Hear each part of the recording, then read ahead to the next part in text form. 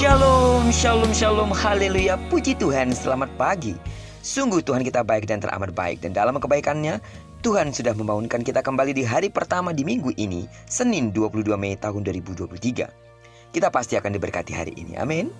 Baiklah, sebelum kita lebih jauh melakukan semua kegiatan pekerjaan kita hari ini, seperti biasa, mari kita landasi hidup kita dengan mendengarkan firman Tuhan dari pembacaan Alkitab, satu hari satu pasal, dari pembacaan 16 hari bersama kitab 1 Korintus.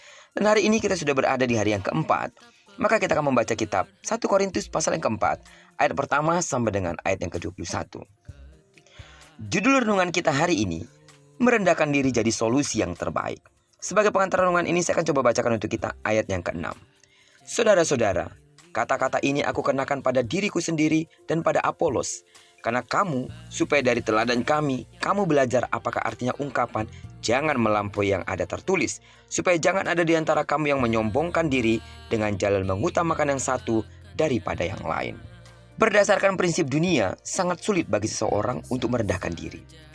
Kita lebih tertarik mengejar kuasa dan berada di atas orang lain. Hampir tidak ada orang yang dengan sadar mau berada di bawah orang lain. Namun, prinsip Kristen merendahkan diri tidak hanya mungkin tetapi sudah sewajarnya.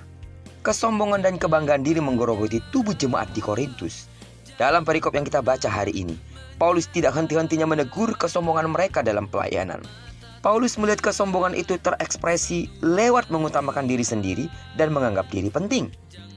Begitu parahnya kesombongan mereka sampai Paulus mengulangnya lagi di ayat 18 sampai dengan ayat 19. Sikap arogansi ini mungkin dikarenakan kelimpahan talenta dan karunia rohani mereka. Selain menegur mereka, Paulus juga menasihatkan supaya mereka belajar merendahkan diri. Dalam hal ini Paulus meminta mereka mengikuti teladannya.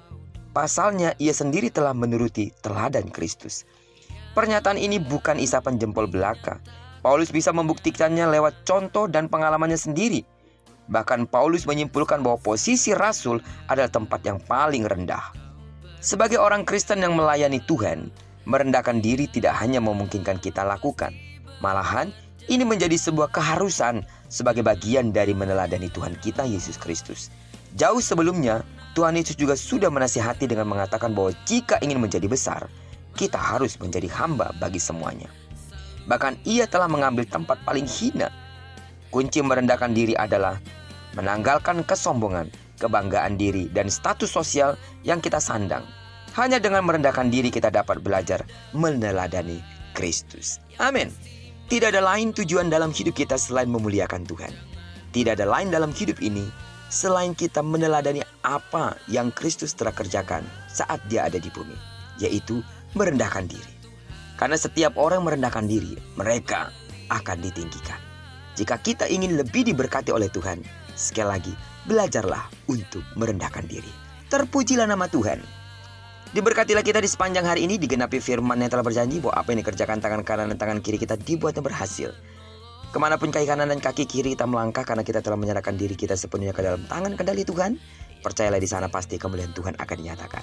Bagi sidang jemaat Tuhan yang sakit secara fisik, dengarkanlah. Dalam nama Yesus sembuhlah sesuai dengan takaran imanmu.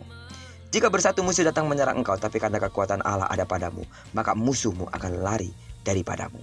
Diberkatilah kita bersama dengan orang-orang yang kita kasihi, serta bersama dengan orang-orang yang kita cintai, dimanapun mereka berada. Terpujilah nama Tuhan. Shalom.